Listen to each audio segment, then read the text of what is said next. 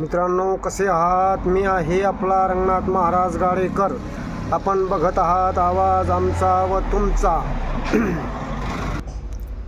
श्रीकृष्ण भगवंतानं गीतेमध्ये अर्जुनाला उपदेश करताना सांगितलेलं आहे, यदा यदा हि धर्मस्य ग्लानिर्भवति भारत अभ्युत्थानम् अधर्मस्य तदात्मानं सृजाम्यहम् परित्राणाय साधूनां विनाशया च दुष्कृतां धर्मसंस्थापनार्थाय संभवामि युगे युगे.